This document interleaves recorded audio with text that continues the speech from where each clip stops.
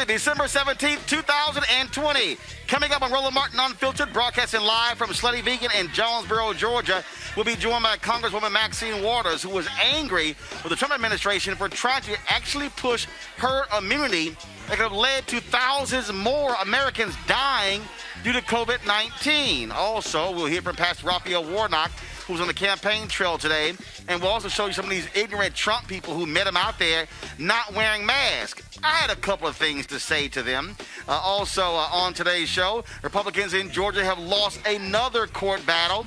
No, keep losing in court. Also, on today's show, a Michigan man who spent 40 years in prison is now free when the woman who sent him to prison admitted she lied on the stand. Folks, we got a jam-packed show for you. Plus, we'll talk about the Negro Leagues. They now are going to count. Major League Baseball is now going to count the Negro League records and the Major League records. It's about damn time. It is time to bring the funk and Roland Martin Unfiltered. Let's go. He's got it. Whatever the miss, he's on it. Whatever it is, he's got the scoop, the fact, the find. And when it breaks, he's right on time and it's rolling. Best believe he's knowing. Putting it down from sports to news to politics. With entertainment just for kicks, he's rolling. It's on go, roll, y'all. It's Roland Martin, yeah. Rolling with Roland now. He's funk, he's fresh, he's real, the best, you know he's Rolling Martin.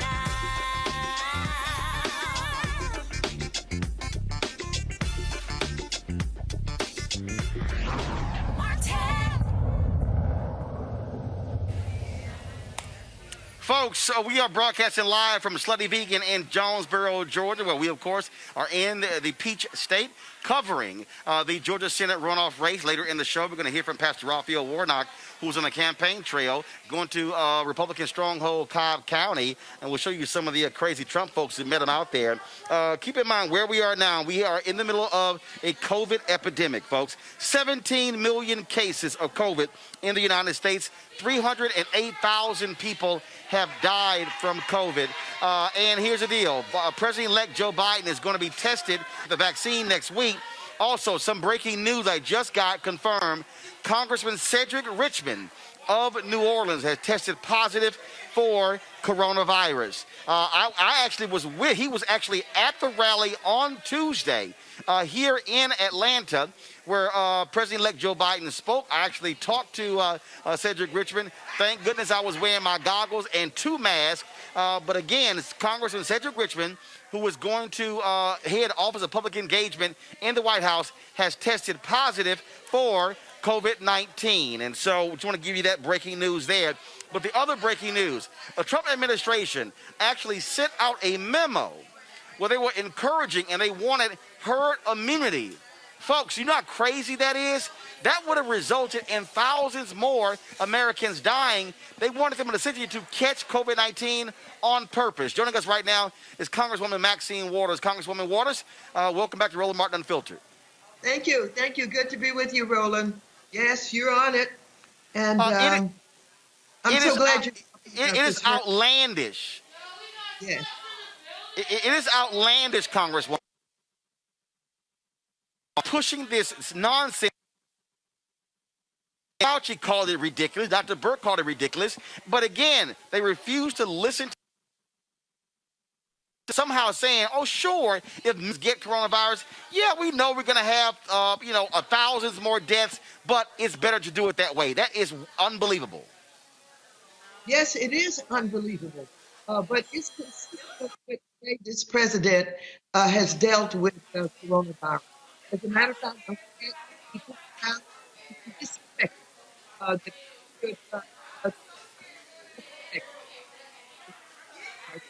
this talking about today, this herd immunity is something that they actually not only proposed, but they did to it that young people are infected. And so what they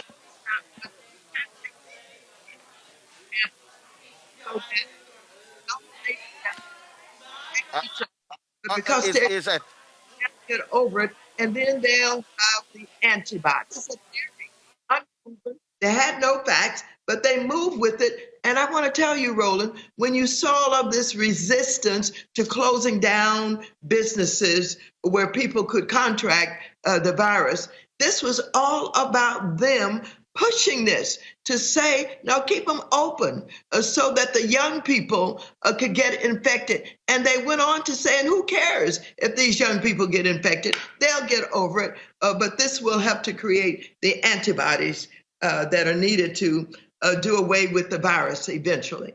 It's absolutely. But the problem, the problem with that, Congresswoman, and here's the deal: your signal is actually going in and out, Congresswoman, and so to the control room. If that continues, it'd probably just be better to get her on the audio line. So let me know. Y'all monitor that and just let me know if we need to do that, because we certainly want people to hear what Congresswoman Waters has to say about this. You talked about them targeting young people. Look, we have seen young folks die from coronavirus. Children, teenagers. We've seen folks in their 20s and 30s. We've seen athletes greatly impacted. We just saw one of the players from the University of Florida collapse during the game. They put him in a self-induced coma, and he had COVID this summer. They have not diagnosed why he collapsed. He almost died on the court, and we do know that COVID has caused heart issues among athletes. And so it's nuts when you heard Trump and others say, it's okay, young folks, it's just the sniffles. Well, what they said is, who cares if young people die? Literally, we need them to do this herd immunity for us because that's the way we're going to save everybody. And then they were very slick about it. They didn't stop talking about, wash your hands and social distancing and all that have told us about. But this was a way that they were going to try and say, well, we didn't stop people from doing what the experts were advising. All we said was that in order to create this immunity, that we had to have this herd action going on. And so they didn't care if young people died. They were willing to put them in harm's way and the possibility of death to prove this, business of the herd immunity, even though they had no facts to prove that it would work. Bottom line is, look, very soon, Trump is going to throw his behind out of the White House. He will be clear. But, Congresswoman, what people don't understand is there is lasting damage that's been caused by this administration. Yes. Not just on coronavirus, but how they have completely gutted the federal government of scientists. Yes, not only that, in order for him to strengthen his relationships with some of these dictators, he has basically undermined the State Department and all of the department experts who had the historical knowledge, etc. Most of them are gone because he wanted them gone so that they would know the way of what he wanted to do with international policy. This president has taken advantage of the presidency, and he's used the presidency in ways that was never envisioned by anybody. Of course, the Constitution cannot do everything that a president cannot do. The Constitution gives the president the ability to be free enough and flexible enough to protect the United States, to make sure that they're providing safety for all of the people of the country, etc. But he absolutely went in reverse. He fired people, he's lied, he has alienated all of our allies abroad. He is cutting deals with dictators. He loves Putin, refuses to denounce him, knowing that he was responsible for hacking into our DNC and to some of the states.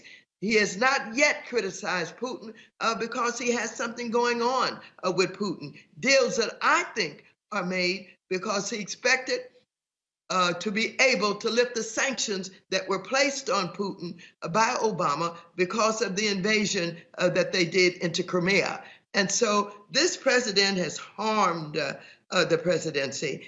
And what we got to do is we got to develop a whole body of law to start to deal with that, because we don't know the presidency who have seen what this presidency was able to do with his power by the same things and even more.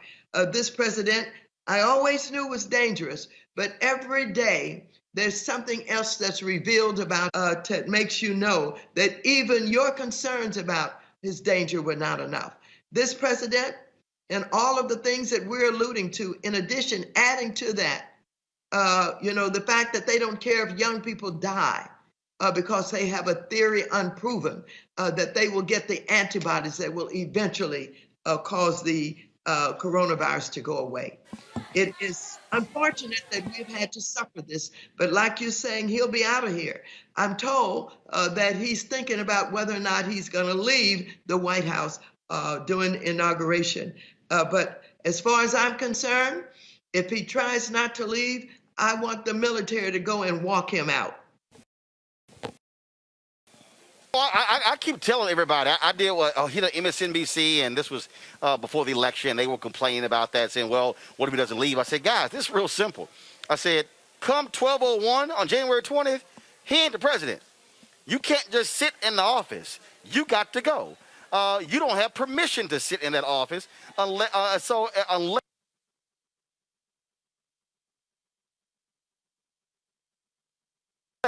you've got 126 of your colleagues in the House who actually signed on to that ridiculous. You're seeing these reports of the Biden administration saying how we need to listen to Republicans, reach out to Republicans. There's talk to be in his cabinet. Here's what I don't understand, Congresswoman. I'm just being perfectly honest with you. And why Democrats are y'all going to reach out to Republicans? Republicans don't give a damn about Democrats. Republicans don't reach out to Democratic constituencies who lost an election. They make it clear. So at some point, what do you say to these Democrats, and you say to President Biden-elect, stop this nonsense of trying to sit here and pacify these folks. You won. Lead with power. Well, I think it is well known that when Republicans have power, they use it, and they are absolutely dangerous, and that they don't care about Democrats, and they use it to their advantage. And, I think what you'll hear from a lot of Democrats is that we are reluctant to use the power in ways that will benefit Democrats and to have to expand our ability to provide leadership in this country, that we don't act like Republicans. We don't use the power. We don't use the influence. And, I hear from the media all the time, why don't you sit down with the Republicans? And why can't y'all come to, a conclusion on how you're going to, fund the response to the virus, et cetera, et cetera. They will not negotiate with us in good faith. When you talk about the 126, that's a fine example of who you're dealing with. A bunch of Republicans who would rather follow this dishonorable president than protect the people of the United States of America during a pandemic. So who are you telling us we can sit down and negotiate with, and they will give in, and they will make concessions, and they will do the right thing? They will not. They were elected by the people to protect them. They come to Washington, D.C., and they follow a president who lies, who's disingenuous, who aligns himself with the enemy, and they get away with it because they are so focused with their populations on basically racism and telling them they're going to save them from all of us. And somehow they're going to make sure that we don't have they're going to make sure that we're put in our place. And that's what the president has offered to them. And that's what they buy into. And they'd rather deal with putting us in our place and making sure that they run everything and that they exercise extraordinary power. And they will follow this president in order to do that, rather than do what they were elected to do, to represent the people and basically protect and ensure that the United States is safe from all enemies, etc. So you got it. And they proved it. 126 proved what they are willing to do in order to maintain the power and follow a power-hungry, dishonorable human being rather than represent the people in an honorable way. Well, Congresswoman, we just saw it this week where a federal judge died in September. The Senate approved 2 more of these Trump judges in a lame duck session. A 36-year-old white woman. That woman is going to be on the federal bench for life. And again, they are exercising power. And so the reason we are here in Georgia, spending the resources that we have, because we understand the importance of Ossoff and Warnock getting elected. For Democrats to have a 50-50 tie in the Senate, and Vice President-elect Kamala Harris would break that tie. So that's why we're spending all of this time here. We've been here through January 5th, live streaming stuff, getting the word out, covering this stuff to really emphasize to our people why we have to actually can determine who's going to control the Senate. Doesn't matter if one wins now. And do the digital advertising and the direct mail and all aspects of campaigning. And so I believe that we can do it. And that the people who care about the future of this country are paying attention, they're registered, and they're going to turn out to vote in ways that they've never done before, and even better than they did. We know that Biden won in Georgia, and they have recounted times. He's won 3 times. The president has lost 3 times. And I know that we can get this done. And I'm so pleased that you're putting all the time and effort into it to help get it done.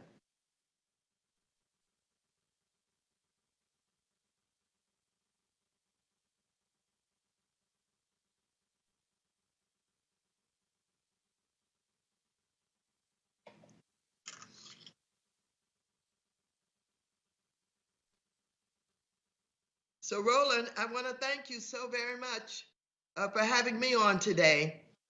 This is very, very important.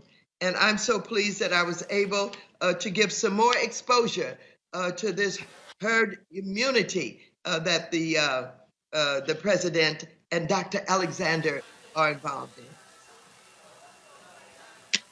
I appreciate it. Thanks a lot. You're so welcome.